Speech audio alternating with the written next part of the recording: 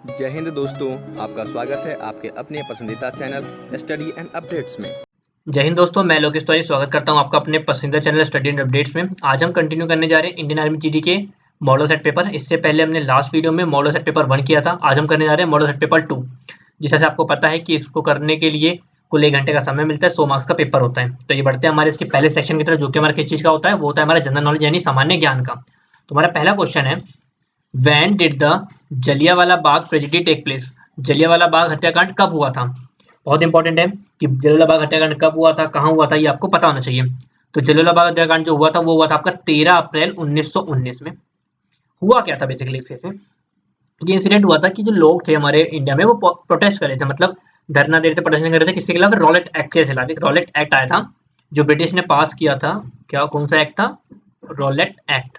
इस एक्ट में के अंदर में क्या था, इस एक्ट के अंतर्गत कि ब्रिटिश को एक आज़ादी मिल गई थी उनके पुलिस वालों को कि वो किसी को भी बिना केस के जमा बिना केस के उनको जेल में डाल सकते हैं और उन पे कार्रवाई कर सकते हैं। तो ये उनको आज़ादी मिल गई थी, तो इसके खिलाफ लोगों ने प्रदर्शन किया था। ऐसे ही कुछ चल रहा था।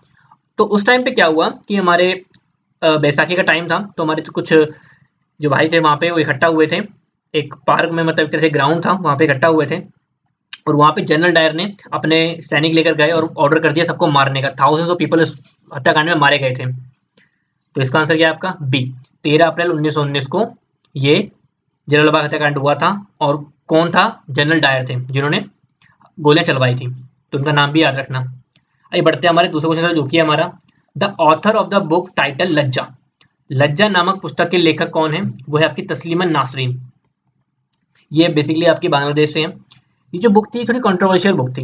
इस बुक में क्या बताया गया था, ये बुक थी एंटी हिंदू राइट्स के बेस पे, कि जब भारत में 1992 में, मतलब 6 दिसंबर 1992 को जब भारत में बाबरी मस्जिद को तोड़ा गया था ना, तो उसके बाद बांग्लादेश में कुछ एंटी हिंदू राइट्स चलाए गए थे।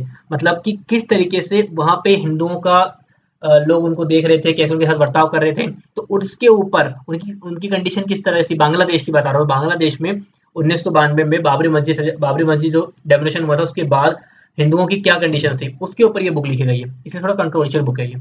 इसका आंसर क्या आपका? बी, तस्लीमन नासरीन इसका आंसर हो गया। आइए बढ़ते हैं हमारे तीसरे क्वेश्चन जो कि है हमारा, in which state is Sriharikota located? Sriharikota किस राज्य में स्थित है? ये स्थित है आपके आंध्र प्रदेश में। ये एक बेरियर आइसलैंड की तरफ से है, बे ऑफ बंगाल का एक बेरियर आइसलैंड है, वहां पे है ये कहाँ पे है? बेसिकली ये आंध्र प्रदेश के नेल्लोर डिस्ट्रिक्ट में है। नेल्लोर डिस्ट्रिक्ट में है ये आपके। और इसके नजदीक आपका सतीश धवन स्पेस स्टेशन जो है वो भी इसके नजदीक ही है। इसका आंसर क्या आपका? सी, आंध्र प्रदेश का आंसर हो गया। आइए बढ़ते हैं हमारे चौथे क्वेश्चन जो कि हमारा, eight which place is national defence academy, जिसको एनडीए भी बोलते हैं, लोकेटेड? राष्ट्रीय रक्षा अकेडमी किस स्थान पर स्थित है? ये स्थित है आपके खड़गवासला में। खड़गवासला कहाँ पे? खड़गवासला आपके पुणे में है। पुणे कहाँ पे? आपके पुणे पड़ता है आपके महाराष्ट्र में। महाराष्ट्र में। जो आपका ये एनडीए है, एनडीए क्या है? एनडीए एक ज्वाइंट सर्विस एकेडमी है जहाँ पे इंडियन आर्म फोर्सेस, तीनों जो इंडियन आर्मी फोर्सेस है, कौन कौन सी है हमारी? एक तो है हमारी इंडियन आर्मी, आर्म्ड फोर्सेस की बात करी है मैंने, तो एक आती है इंडियन आर्मी, फिर दूसरी आती है नेवी, इंडियन नेवी, और तीसरी आती है इंडियन एयर फोर्स। ये तीनों आती है किसके अंदर? आपके इंडियन आर्म फोर्सेस के अंडर में आती हैं। ये तीनों जो फोर्सेस हैं इनके लिए ट्रेनिंग दी जाती है, मतलब जो जो कैडेट्स होते हैं वो यहाँ पे ट्रेनिंग लेते हैं, उसके बाद फिर आगे ट्रेनिंग के लिए आगे जाते हैं। इसका आंसर क्या आपका? सी, खड़गवासला इसका आंसर हो गया। आइए बढ़ते हैं हमारे पांचवें क्वेश्चन जो कि हमारा, in which state Hirakud dam is located? Hirakud dam बांध किस राज्य में स्थित है? तो ये स्थित है आपके उड़ीसा में। उड़ीसा में स्थित है। ये किस पे बनाया गया? ये बनाया गया आपके महानदी रिवर पे। महानदी रिवर पे बनाया गया है। अबाउट कितने लेंथ है इसकी? इसकी जो लेंथ है लगभग लगभग इसकी 15 किलोमीटर की। और जो इसकी हाइट है वो है 61 मीटर की, 61 मीटर की इसकी हाइट है अप्रॉक्स। आगे बताऊं तो सर हार्थ्रो लेविश, मैं उनका नाम लिख देता हूँ इजी रहेगा आपके लिए, सर हैवथॉर्न लेविश ने इसकी शुरुआत करी थी, इसकी स्थापना करी थी। ये उस टाइम पे उड़ीसा के गवर्नर थे। तो इसका आंसर क्या है आपका? ए, उड़ीसा इसका आंसर हो गया। आइए बढ़ते हैं हमारे छठे क्वेश्चन जो कि हमारा, which Indian women wrestler win the bronze medal in the 2016 Rio de Janeiro Olympics? किस भारतीय महिला पहलवान ने 2016 रियो डी जेनरियो ओलंपिक में कांस्य पदक जीता था? तो ये जीता था आपका साक्षी मलिक ने, आपकी ये फ्री लेसनर थी। तो इसका आंसर क्या आपका बी, साक्षी मलिक इसका आंसर हो गया। आइए बढ़ते हैं हमारे सातवें क्वेश्चन जो कि हमारा what is the currency of Saudi Arabia. Saudi Arabia की मुद्रा क्या है, वो है आपकी रियाल। रियाल जो है वो सऊदी अरेबिया की करेंसी है। जिस तरह से आपकी भारत की क्या है रुपया, ऐसे ही सऊदी अरेबिया की रियाल है। एक सऊदी रियाल मतलब एक सऊदी रियाल बराबर आपका 20 रुपए 23 पैसे है इंडियन रुपीज में, अगर मैं बताऊं तो इंडियन रुपीज। तो इसका आंसर क्या है, मतलब रियाल जो है हमारा वो इंडियन रुपीज से बड़ा है। तो इसका आंसर क्या आपका सी, रियाल इसका आंसर हो गया। आगे बढ़ते हैं हमारा आठवां क्वेश्चन जो कि हमारा द ओल्डेस्ट वेदा, सबसे पुराना वेद कौन सा है, वो है आपका ऋग्वेद। जो ऋग्वेद है सबसे पुराना वेद है। जो ऋग्वेद है वो लगभग लगभग कितना पुराना है, वो हम कह सकते हैं 3500 साल पुराना है। वो 3500 ईयर्स अगो बनाया गया था। ये सबसे पुराना आपका संस्कृत में भी जो आपकी सबसे पुरानी बुक यही मानी जाएगी। इसके अंदर लगभग लगभग 1028 हाइम्स, जिसको आप श्लोक बोलते हो, वो है। तो इसका आंसर क्या आपका ए, ऋग्वेद इसका आंसर हो गया। आइए बढ़ते हैं हमारे नौवें क्वेश्चन जो कि हमारा Pandit Shiv Kumar Sharma is associated with which musical instrument. Pandit Shiv Kumar Sharma किस वाद्य यंत्र से जुड़े हुए हैं, तो ये जुड़े हैं आपके संतूर से। इनका जन्म 13 जनवरी 1938 में जम्मू एंड कश्मीर में हुआ था। पहले तो जम्मू कश्मीर में मतलब अपने जो इनका यंत्र इसको बजाया करते थे, बाद में इन्होंने पूरे इंडिया में इसको फैलाया था। इसका आंसर क्या आपका डी, संतूर इसका आंसर हो गया। आइए बढ़ते हैं हमारे 10वां क्वेश्चन जो कि हमारा what is the minimum age to become a member of Lok Sabha. Lok Sabha का सदस्य बनने के लिए न्यूनतम आयु क्या है। ठीक है, हमारे भारत में दो तरह की सभाएं हैं, एक होता है आपका लोकसभा, अगर मैं सेंट्रल लेवल की बात कर रहा हूँ, और एक होता है राज्यसभा। ठीक है, लोकसभा में वो मेंबर्स आते हैं जिनको आप लोग चुनते हो, मतलब हम लोग जो वोट डालते हैं उसके कारण जो मेंबर चुन जाते हैं, जिसको आप सांसद बोलते हैं, मेंबर ऑफ पार्लियामेंट, सांसद, वो लोकसभा में बैठते हैं। राज्यसभा में जो बैठते हैं उनको भी मेंबर ऑफ पार्लियामेंट, सांसद ही बोलते हैं, बट इनको हम लोग नहीं चुनते। इनको चुनते हैं आपके विधायक, निगम पार्षद, और भी कई सारे कम्युनिटी मिलके राज्यसभा को चुनते हैं। ठीक है, तो यहाँ बात किसकी आ रही है, लोकसभा की। तो लोकसभा कोई आपके एरिया का, जो आपके स्टेट का आसपास का जो भी सांसद होगा, उसकी मिनिमम एज क्या हो सकती है, किस मिनिमम एज में वो लोकसभा का सांसद बन सकता है, तो वो होती है 25 साल। 25 साल की उम्र में कोई भी आदमी या कोई भी पर्सन लोकसभा के इलेक्शन के लिए खड़ा हो सकता है, मतलब चुनाव लड़ने के लिए खड़ा हो सकता है। यही केस अगर मैं बात करूं राज्यसभा की, तो वो है 30 साल। और लोकसभा की कितनी है, लोकसभा की है आपकी 25 साल। क्या 25 साल की उम्र में कोई प्राइम मिनिस्टर बन सकता है, बिल्कुल बन सकता है। अगर कोई लोकसभा में सांसद बन सकता है, तो वो उसी उम्र में प्राइम मिनिस्टर बनने के लिए एलिजिबल बन जाता है। मगर प्रेसिडेंट बनने की उम्र कितनी है, वो है आपकी 35 साल। आप कम से कम 35 साल की हो तब आप प्रेसिडेंट बनने के लिए एलिजिबल हो। ठीक है, तो ये आपको जस्ट बता दिया। अच्छा, वोट डालने की उम्र क्या है हमारी, किस उम्र से हम वोट डालना शुरू कर सकते हैं, जैसा सबको पता है 18 साल की उम्र के बाद हम सब वोट डाल सकते हैं। तो इसका आंसर क्या हमारा बी, 25 साल की उम्र एक मेंबर ऑफ लोकसभा बनने के लिए मिनिमम एज है। तो इसका आंसर हो गया बी। ये बढ़ते हैं हमारे 11वां क्वेश्चन जो कि हमारा Rangaswamy cup is associated with which game. Rangaswamy cup किस खेल से संबंधित है, तो ये संबंधित है आपके हॉकी से। ठीक है, हॉकी से पहली बार 1928 में रंगास्वामी कप चलाया गया था। ये इंटर प्रोविंशियल टूर्नामेंट था, मतलब हमारे अंडर में कई सारे स्टेट्स आपस में टूर्नामेंट कर रहे थे।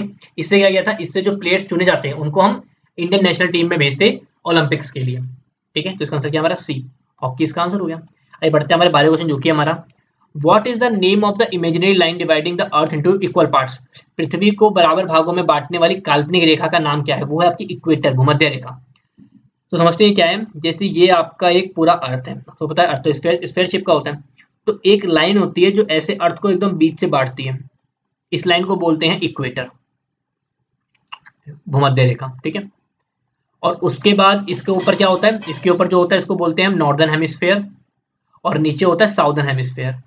ठीक है, और इसी के बीच में इक्वेटर और जो आपका रेडियस सर्कल है, इसके बीच में एक और लाइन होती है जिसको आप ट्रॉपिक ऑफ कैंसर, और नीचे वाली को ट्रॉपिक ऑफ कैप्रिकॉर्न बोलते हो। ठीक है, बट हम बात कर रहे हैं इसकी, तो ये क्या है आपका इक्वेटर, जो एकदम बीच दो बराबर हिस्सों में बांट देती है। क्या आंसर हुआ इसका बी, इक्वेटर इसका आंसर हो गया। अच्छा, बात आती है लैटिट्यूड और लॉन्गिट्यूड, ये बताता हूँ आपको। तो लैटिट्यूड होती है ये वाली लाइन जो ऐसे आती है, इसको बोलते हैं लैटिट्यूड। और लॉन्गिट्यूड क्या होती है, जो ऐसी लाइन जा रही होती है ना आपके ग्लोब में, वो होती है लैटिट्यूड। ठीक है, आइए बढ़ते हैं हमारा 13वां क्वेश्चन जो कि हमारा who was the first Indian women to conquer the Mount Everest. Mount Everest फतेह करने वाली भारत की पहली महिला कौन थी, वो थी आपकी बछेंद्री पाल। इन्होंने कब चढ़ाई करी थी, इन्होंने 1984 में पहली बार माउंट एवरेस्ट की चढ़ाई करी थी। तो इसका आंसर क्या हमारा ए, इसका आंसर हो गया। आइए बढ़ते हैं हमारे 14वें क्वेश्चन जो कि हमारा in which state is Darjeeling located? Darjeeling किस राज्य में स्थित है? ये स्थित है आपके वेस्ट बंगाल में। दार्जिलिंग बेसिकली वेस्ट बंगाल की जो कैपिटल है कलकत्ता से लगभग 490 किलोमीटर दूर है। 490 किलोमीटर फ्रॉम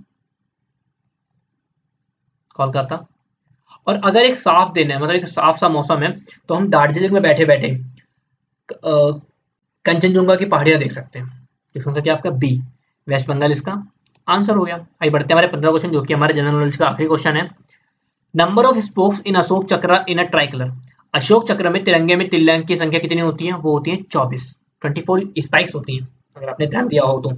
ये कब इसको अडॉप्ट किया गया था? इसको अडॉप्ट किया गया था 22 जुलाई 1947 में इसको अडॉप्ट किया गया था।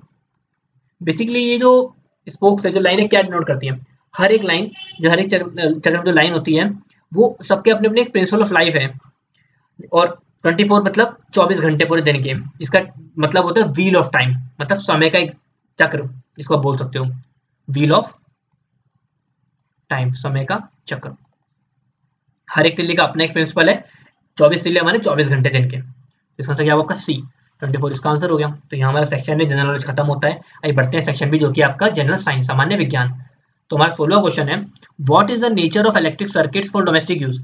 घरेलू उपयोग के लिए विद्युत परिपथों की प्रकृति क्या होती है? आपके घर में जो बिजली आ रही है वो किस फॉर्म में आती है? देखिए, दो तरह का फॉर्म होता है, एक होता है सीरीज, एक होता है पैरेलल। सीरीज कनेक्शन क्या होता है? देखो, सीरीज कनेक्शन क्या होता है कि ये आपका एक बल्ब लगा है, एक और बल्ब लगा है, एक और बल्ब लगा है, ये सारे आपके सीरीज में है। और पैरेलल कनेक्शन क्या होता है? ऐसे ऐसे, ये सारे ऐसे पैरेलल में, ये सारे आपस में जुड़े हुए हैं, ये होता है पैरेलल कनेक्शन। अब क्वेश्चन क्या पूछा है कि आपके घर में जो कनेक्शन होता है वो कौन सा होता है? हमारे घर में जो कनेक्शन होता है वो होता है पैरेलल कनेक्शन। पैरेलल कनेक्शन क्यों होता है? क्योंकि पैरेलल कनेक्शन के केस में जो वोल्टेज होती है वो सबके पास सेम आती है, मतलब हर एक बल्ब के पास सेम वोल्टेज आएगी। अगर जैसे मान लो मैंने 10 वोल्ट दिया है मैंने, तो इसके पास भी 10 वोल्ट आएगी, इसके पास भी 10 वोल्ट आएगी, इसके पास भी 10 वोल्ट आएगी। बट हाँ, करंट रेट सबका अलग अलग होगा। बट सीरीज में अगर मैंने इसको 10 वोल्ट दिया है, तो क्या पता इस पे तो 10 आएगी, बट इस पे 8 हो सकती है, इस पे 6 हो सकती है, इस पे 3 हो सकती है। तो ऐसे ऐसे अगर गिरेगी, जो आखिरी में बल्ब लगा होगा तो जल ही नहीं पाएगा। तो इसलिए हमारे घर में सीरीज कनेक्शन नहीं, पैरेलल कनेक्शन होता है। ठीक है, तो इसका आंसर क्या आपका बी, पैरेलल इसका आंसर हो गया। आइए बढ़ते हैं हमारे 17वां क्वेश्चन, जो कि हमारा image form by a concave mirror. अवतल दर्पण द्वारा बनने वाले प्रतिबिंब क्या होता है? वो होता है आपका real and inverted. Real and inverted image बनती है आपकी कॉनकेव मिरर से। और बात करोगे कॉन्वेक्स मिरर की, तो उससे बनती है वर्चुअल एंड इरेक्ट। इसका आंसर क्या हुआ आपका बी, रियल इसका आंसर हो गया। आइए बढ़ते हैं हमारा 18वां क्वेश्चन, जो कि हमारा on which scale loudness of sound is measured. ध्वनि की प्रबलता किस पैमाने पर मापी जाती है? वो है आपका डेसिबल। लाउडनेस, साउंड की लाउडनेस, साउंड इतना क्या होता है? साउंड की एनर्जी होती है जो फ्लो करती है, जो एक जगह से दूसरी जगह पहुंचती है। तो अगर मुझे नापना हो कि इसकी लाउडनेस कितनी है, तो हम नापते हैं डेसिबल में। और डेसिबल को डिनोट करने का फॉर्म होता है स्मॉल डी कैपिटल बी, ऐसे हम डीबी को डिनोट करते हैं। इसका आंसर क्या होगा आपका सी, डेसिबल इसका आंसर हो गया। ये बढ़ते हैं हमारा 19वां क्वेश्चन, जो कि हमारा what is called change in position in a particular direction of an object. किसी वस्तु की किसी विशेष दिशा में स्थिति में परिवर्तन को क्या कहा जाता है? इसको कहते हैं डिस्प्लेसमेंट, विस्थापन। देखिए, डिस्टेंस और डिस्प्लेसमेंट में क्या अंतर है समझिए। डिस्टेंस क्या होता है? हम किसी भी डिस्टेंस, किसी भी मतलब एरिया में चला जाए, किसी भी मतलब डायरेक्शन में चले जाए, उससे कोई फर्क नहीं पड़ता। मैं यहाँ पर हूँ, मैं पहले ऐसे गया, फिर ऐसे गया, फिर ऐसे गया, फिर ऐसे गया, फिर ऐसे गया, फिर यहाँ आया, तो मैंने कितना डिस्टेंस ट्रेवल किया, इन सबको आप ऐड कर लोगे, टोटल डिस्टेंस ऐसा होता है। डिस्प्लेसमेंट होता है कि जो इसका शॉर्टेस्ट डिस्टेंस होता है, सबसे छोटा डिस्टेंस क्या होगा? ये ए टू बी का जो छोटेस्ट डिस्टेंस होता है, इसको बोलते हैं डिस्प्लेसमेंट। तो ये किसी डायरेक्शन को स्पेसिफाई करता है, इसलिए होता है डिस्प्लेसमेंट। और अगर यहीं पे क्वेश्चन पूछ लेते रेट ऑफ चेंज इन, मतलब रेट ऑफ चेंज एक आ जाता दर, तो उस केस में हम वेलोसिटी इसका आंसर डालते हैं, क्योंकि वेलोसिटी की डेफिनेशन ये होती है rate of change of position of an object with time in a given direction. ठीक है, इसका आंसर क्या आपका सी, डिस्प्लेसमेंट इसका आंसर हो गया। आइए बढ़ते हैं हमारे 20वां क्वेश्चन, जो कि हमारा how many litres are equal to 1 gallon. 1 gallon में कितने लीटर होते हैं? 1 गैलन में होते हैं 4.54 लीटर, ये आपके 1 गैलन के अंदर होते हैं। बेसिकली गैलन क्या है? आपका लिक्विड को मापने की कैपेसिटी, नापने का एक मेजर है। इसका आंसर क्या आपका बी, बी इसका आंसर हो गया। आइए बढ़ते हैं हमारे क्वेश्चन नंबर 21 की तरफ, जो कि हमारा what is the speed of sound in air. वायु में ध्वनि की चाल क्या होती है? वो होती है 332 मीटर पर सेकेंड। ठीक है, साउंड को ट्रेवल करने के लिए एक मीडियम चाहिए। तो इसलिए वैक्यूम में तो कभी भी साउंड ट्रेवल करता ही नहीं है। अच्छा, साउंड किस में से ट्रेवल करेगा? साउंड ट्रेवल्स फास्टेस्ट इन, मैं बताऊं आपको, sound travels fastest in solid. Solid में साउंड सबसे ज्यादा तेज ट्रेवल करता है क्योंकि जो इसके पार्टिकल्स होते हैं बहुत नजदीक होते हैं, उसके बाद लिक्विड और देन सबसे कम गैस में। तो इसका आंसर क्या आपका बी, बी इसका आंसर हो गया। अभी बढ़ते हैं हमारा 22वां क्वेश्चन जो कि हमारा अ मूविंग बॉडी में not have which of the following, एक गतिमान पिंड में निम्नलिखित में से क्या नहीं हो सकता? उसके अंदर पोटेंशियल एनर्जी नहीं हो सकती है। क्यों?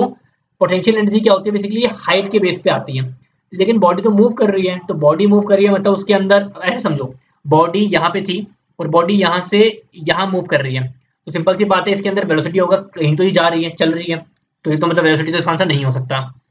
फिर बात करते हैं काइनेटिक एनर्जी क्या हो गई। अगर कभी भी बॉडी मूवमेंट कर रही है, मोशन में है, तो वो काइनेटिक एनर्जी होती है, मतलब काइनेटिक एनर्जी भी इसके अंदर हो गया। मोमेंटम का फॉर्मूला क्या होता है? m into V, mass into velocity. Velocity ये कर रही है ना कुछ और इसका कुछ ना कुछ मास भी होगा, तो मतलब मोमेंटम भी हो रहा है, तो ये भी कट गया। तो इसलिए क्या बचा इसका? पोटेंशियल एनर्जी इसके अंदर नहीं होता, तो इसका आंसर क्या हुआ आपका डी, डी इसका आंसर हो गया।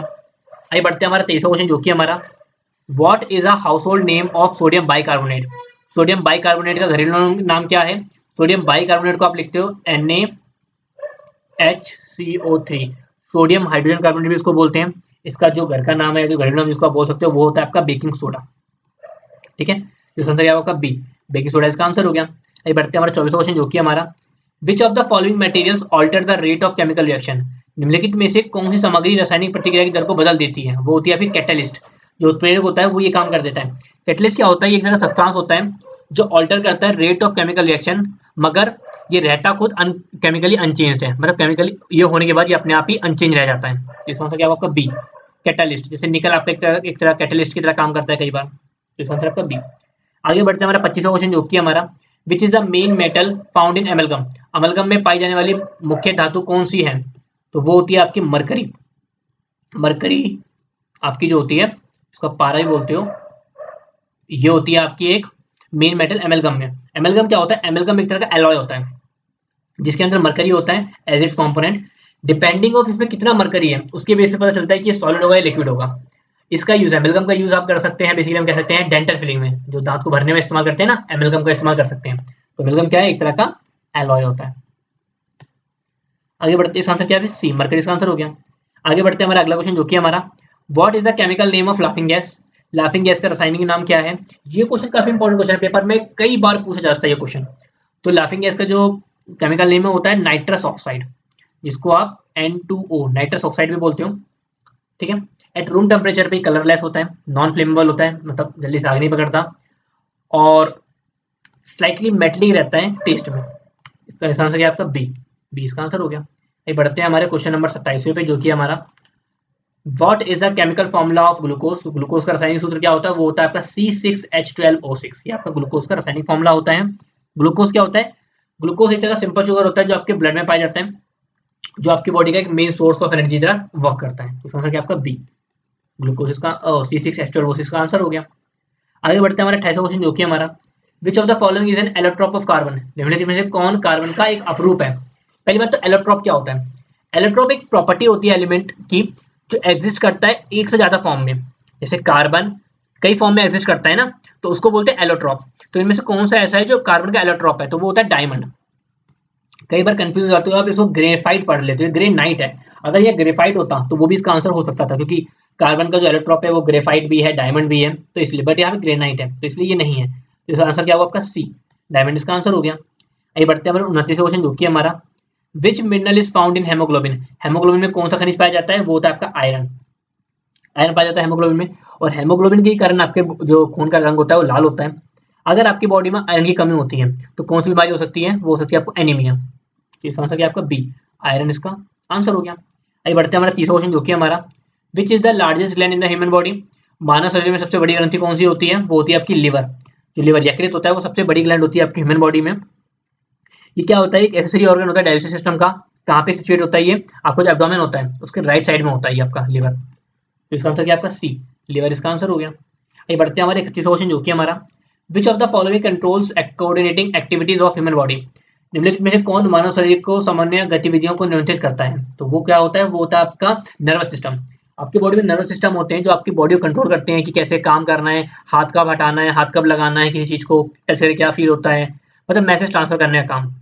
तो नर्वस सिस्टम ये ऑप्शन में नहीं है, तो इसका आंसर क्या होगा आपका डी, नन ऑफ दिस इसका आंसर हो गया। इसका आंसर क्या था इसका, नर्वस सिस्टम।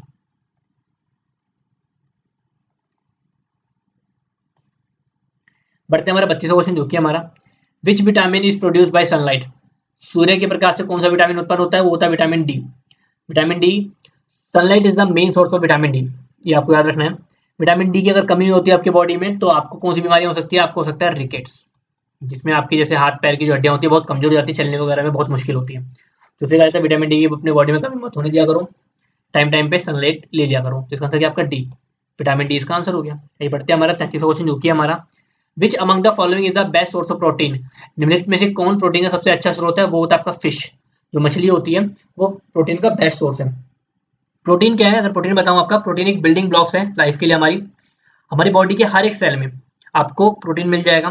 प्रोटीन अगर आपको सोर्स देखना है प्रोटीन का फिश के अलावा, तो egg, meat, then milk, then soya, और भी बहुत चीजें जो आपके प्रोटीन के सोर्स हैं। फिश, या एक चीज और बोल सकते हो आप, सी फूड, जिसमें फिश भी कवर हो जाता है। तो इसका आंसर क्या आपका फिश, फिश इसका आंसर हो गया। आइए बढ़ते हैं हमारे 34 क्वेश्चन जो कि हमारा plague disease spread by. Plague रोग किसके द्वारा फैलता है, ये फैलता है आपके रैट के द्वारा, चूहों के द्वारा फ्लैग फैलता है। तो इसका आंसर क्या आपका डी, रैट इसका आंसर हो गया। आइए बढ़ते हैं हमारे 35 क्वेश्चन जो कि हमारा cell division take place by which of the following process. कोशिका विभाजन निम्नलिखित में से किस प्रक्रिया द्वारा होता है, ये होता है मिटोसिस, समसूत्री विभाजन। देखिए मिटोसिस क्या होता है, ये एक तरह का प्रोसेस होता है न्यूक्लियर डिवीजन का यूकैरियोटिक सेल के अंदर। जो क्या होता है, जब भी पेरेंट सेल से, जैसे मान लो ये एक पेरेंट सेल है, इससे जब सेल डिवाइड होके दो आइडेंटिकल एक जैसे डॉटर सेल में टूटता है तो इसको बोलते हैं मिटोसिस, आइडेंटिकल में। इसका आंसर क्या होगा आपका सी, मिटोसिस का आंसर हो गया। तो यहाँ हमारा सेक्शन बी जनरल साइंस खत्म होता है। आइए बढ़ते हैं हमारा सेक्शन सी की तरफ जो कि आपका मैथमेटिक्स। तो हमारा पहला क्वेश्चन है 36 question, what percentage of 40 kg is 10.4 kg। तो क्वेश्चन कहता है कि 40 किलो का कितना प्रतिशत 10.4 किलो होता है। तो क्वेश्चन बड़ा आसान है, तो हम ऐसे करेंगे x% of 40 is equal to 10.4, हमें यही तो बताना है। तो कैसे करेंगे, x अपॉन 100 इंटू में 40 इज इक्वल टू में 10.4।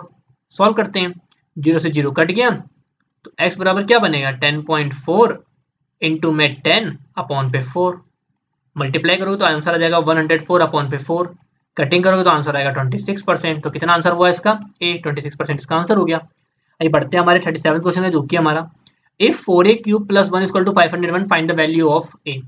यदि 4a क्यूब प्लस 1 बराबर 501 है तो ए का मान ज्ञात करना है। तो सिंपल सा क्वेश्चन है, सबसे पहले तो आप क्वेश्चन लिखो क्या है हमारा, ये है एक यहाँ प्लस का है तो वहां जाके आपका हो जाएगा एक माइनस का, तो फिर मैंने एक माइनस किया, 4a क्यूब की वैल्यू आ गई 500, ए क्यूब की वैल्यू क्या आएगी 500 बट्टे पे 4, डिवाइड करोगे आंसर आएगा 125।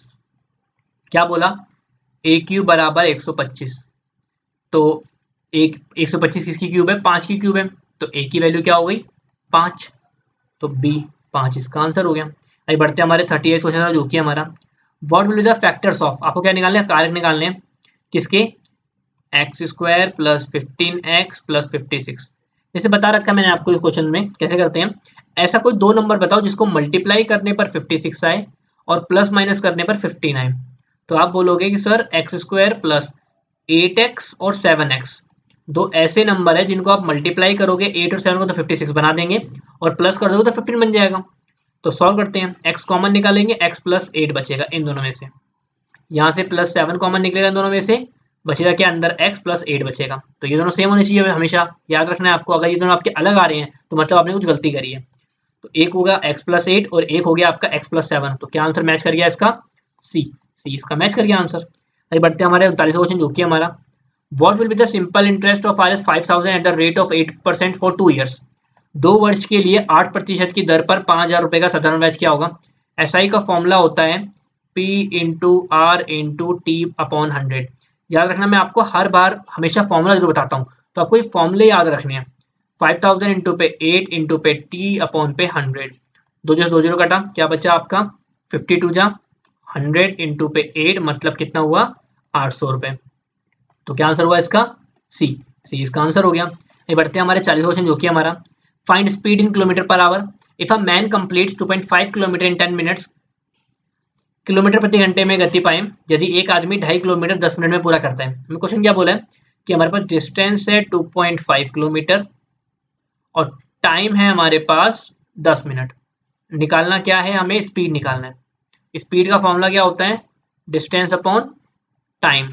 डिस्टेंस है मेरे पास 2.5 और टाइम है हमें मिनट में, तो 10 अपॉन हो जाएगा 60। सॉल्व कैसे करेंगे, 2.5 अपॉन पे 1 इंटू पे ये उल्टा हो जाएगा 60 अपॉन पे 10। क्या बना, 0 से 0 कट गया, क्या बचा 2.5 को 6 से मल्टीप्लाई करो तो आंसर आएगा आपका 15। तो कितना हुआ 15 किलोमीटर पर आवर आपकी स्पीड हो गई। तो क्या आंसर हुआ इसका बी। बी इसका आंसर हो गया। आगे बढ़ते हैं हमारे 41 क्वेश्चन जो कि हमारा काफी आसान क्वेश्चन है। What is the formula of circumference of circle. वृत्त की परिधि का सूत्र क्या होता है। देखो परिधि का मतलब एक तरह से पेरीमीटर भी बोल सकते हो। ये एक सर्कल है, इसकी पेरीमीटर मतलब सर्कमफेरेंस मतलब ये बाउंड्री, इसको बोलते हैं सर्कमफेरेंस। तो फॉर्मूला क्या होता है, ये होता है आपका 2 पाई आर। 2 पाई आर इसका मतलब बी इसका आंसर हो गया। ये बढ़ते हैं हमारे 42 क्वेश्चन जो कि हमारा what will be the value of x in the given figure. हमें क्या बताना है, एक्स की वैल्यू बतानी है इस फिगर में। देखिए अगर देखोगे तो ये वाला एंगल और ये वाला एंगल आपको दे रखा है, और अगर आपको प्रॉपर्टी याद हो तो ये दोनों एंगल आपस में वर्टिकली अपोजिट एंगल होते हैं। मतलब x plus 35 is equal to 72 degree. क्यों, क्योंकि वर्टिकली अपोजिट एंगल शीर्षाभिमुख कोण जिसको आप बोलते हो, और वर्टिकली अपोजिट एंगल हमेशा क्या होते हैं, इक्वल होते हैं। ये भी आपको पता होने चाहिए। तो सॉल्व कर लेते हैं। x बराबर 72 माइनस 35, तो आंसर आ जाएगा आपका 37 डिग्री। तो x की वैल्यू कितनी हो जाएगी 37 डिग्री। आइए ऑप्शन देखते हैं। तो हमारा बी ऑप्शन जो है वो हमारा सही आंसर हो गया। आइए बढ़ते हैं हमारे अगले क्वेश्चन जो कि हमारा 43वां question. If cost price 500 profit 20% then selling price निकालना आपको। सीपी दे रखा है आपको 500 का, प्रॉफिट परसेंट है 20% का, निकालना क्या है एसपी। आसान सा क्वेश्चन है। पहले तो आप प्रॉफिट परसेंट से फॉर्मूला निकालो, तो प्रॉफिट की वैल्यू फॉर्मूला क्या होता है, प्रॉफिट अपॉन सीपी इंटू 100। जैसे मैं आपको बता रहा हूँ, मैं आपको हर बार फॉर्मूला बताता हूँ, आपको फॉर्मूला जरूर याद रखना है। प्रॉफिट अपॉन सीपी कितना है 500 इंटू पे 100, 2 जीरो से 2 जीरो कट गया, प्रॉफिट क्या बन गया, प्रॉफिट हो गया आपका 20 इंटू में 5 मतलब हो गया 100 रुपीज। कोई डाउट यहाँ तक नहीं होना चाहिए। प्रॉफिट का फॉर्मूला होता है एसपी माइनस में सीपी। ठीक है, हमें क्या पता है, हमें प्रॉफिट पता है कितना 100, एसपी नहीं पता, सीपी पता है 500। तो एसपी क्या हो जाएगा 500 प्लस में 100 मतलब हो जाएगा आपका 600। तो कितना आंसर हुआ इसका बी, 600 इसका आंसर हो गया। अभी बढ़ते हैं हमारे 44 क्वेश्चन जो कि हमारा find the square root of 0.000064। क्या है, टुकड़ों में तोड़ लो। एक बना इसका पेयर मतलब एक जीरो, एक बना इसका पेयर मतलब एक जीरो, और 64 का क्या होता है 8। तो क्या आंसर हुआ इसका 0.008। क्या मैच कर रहा है हमारा, सी मैच कर रहा है। आगे बढ़ते हैं हमारे 45 क्वेश्चन जो कि हमारा मैथमेटिक्स का आखिरी क्वेश्चन है। If the area of a square is 144 square metre then what will be the length of each side. यदि एक वर्ग का क्षेत्रफल 140 मीटर है तो उसकी भुजा की लंबाई क्या होगी। देखो एरिया ऑफ स्क्वायर की अगर मैं बात करूं वो होता है आपका साइड इंटू साइड, या आप इसको बोल सकते हो साइड स्क्वायर। ये है 144 साइड स्क्वायर, तो 144 किसका स्क्वायर होता है, ये होता है आपका 12 का। तो साइड कितनी हो गई आपकी 12 मीटर, इसका आंसर हो गया। इसका आंसर हुआ ए। ये बढ़ते हैं हमारे सेक्शन डी जो कि हमारा आखिरी सेक्शन है। क्या है, जनरल इंटेलिजेंस यानी सामान्य बुद्धिमत्ता का क्वेश्चन। क्वेश्चन कहता है select the related letters from the given alternatives. दिए गए विकल्पों में से संबंधित अक्षरों को चुनिए। क्या कहता है, लिख के देखते हैं। ई जी आई के रेशो में कहता है F H J L, double ratio में एम ओ क्यू एस, नीचे बताना है E F G H I J K L, M N O P Q R S T. आसान सा ही था। इसका आंसर क्या होगा आपका बी, इसका आंसर हो गया। अभी बढ़ते हैं हमारे क्वेश्चन नंबर 47 जो कि हमारा if house is written as, इसने क्या बोला, हाउस को इसने लिखा है कैसे, F Q S U C. क्या पूछता है, चेयर कैसे लिखेंगे। चलो देखते हैं। एच से एफ आओगे तो क्या हुआ आपका, आप एच से एफ -2 करो, मतलब 2 पीछे हो जाओ तो एफ आ जाओगे। ओ से क्यू आना है, ओ पी क्यू मतलब +2 कर दो तो आप क्यू पे आ जाओगे। यू से एस -2, एस से यू +2, ई से सी -2। तो यही हम अपनाते हैं। सी से -2 करेंगे तो आएगा ए। वैसे तो आपका काम यही खत्म हो गया क्योंकि ए से अकेला ही है, इसका आंसर डी हो गया, बट हम क्रॉस चेक करते हैं। एच से +2 करोगे तो वो हो जाएगा जे, ए से -2 करोगे तो वो बन जाएगा आपका वाई, आई से +2 करोगे तो वो बन जाएगा के, और ऐसे ही आर से -2 करोगे तो वो बन जाएगा पी। मैच कर गया तो इसका आंसर क्या होगा आपका डी, इसका आंसर हो गया। ये बढ़ते हमारे 48वां क्वेश्चन जो कि हमारा a series is given with one term is missing, choose the correct alternative from the given ones that will complete the series. एक श्रृंखला दी गई है जिसमें एक पद लुप्त है, दिए गए विकल्पों में से सही विकल्प चुने जो श्रृंखला को पूरा करेंगे। क्या कहता है ये, NOAPQBRSC निकालना है। तो थोड़ा पैटर्न देखते हैं, ABC, तो भैया पहला वाला हो गया तो डी, लास्ट वाला तो मिल गया हमें डी, अब हमें निकालना है बीच के दो, स्टार्टिंग के और बीच का। अगला पैटर्न देखते हैं, O, P छोड़ के Q, R छोड़ के S, T छोड़ के U, तो बीच का मिल गया और लास्ट का मिल गया UD, मतलब हमें आंसर तो मिल गया कि TUD, बट हम कंफर्मेशन करना चाहते हैं तो हम T देखते हैं। N के बाद O छोड़ो तो P, Q छोड़ोगे तो R, S छोड़ोगे तो T, कंफर्मेशन हो गया तो इसका आंसर क्या हुआ आपका ए, इसका आंसर हो गया। ये बढ़ते हैं हमारा 49वां क्वेश्चन जो कि हमारा a series is given, same जैसे अभी आपने ऊपर वाला क्वेश्चन पढ़ा था वैसे ही है। तो क्या है इसमें करना क्या है देखते हैं, 10, 18, 28, 40, क्या है 8 का अंतर है, 10 का अंतर है, 12 का अंतर है, अगला अंतर आएगा 14 का, मतलब 40 + 14 कितना होता है 54। क्या आंसर हुआ इसका डी, डी इसका आंसर हो गया। ये बढ़ते हैं 50वां क्वेश्चन जो कि हमारा Ramesh starts his journey by walking 2 kilometre towards north, then he takes a right turns and walks 1 kilometer, again take a right turn and walk 2 kilometer, now which direction is he facing। Question कहता है रमेश उत्तर की ओर 2 kilometre चलकर अपनी यात्रा शुरू करता है, मतलब यहाँ पर है 2 किलोमीटर चला उत्तर में, फिर वह दाएं मुड़ता और 1 किलोमीटर चलता है, दाएं मुड़ा और 1 किलोमीटर चला, फिर वह दाएं मुड़ता और 2 किलोमीटर चलता है, दाएं मुड़ा और 2 किलोमीटर चल गया। अब ये कौन सी दिशा में इसका मुख है, तो वो कौन सी दिशा में आपका साउथ में, तो क्या आंसर हुआ इसका सी, दक्षिण, इसका आंसर हो गया। तो यहाँ हमारा आर्मी जीडी का सेकंड मॉक पेपर खत्म होता है।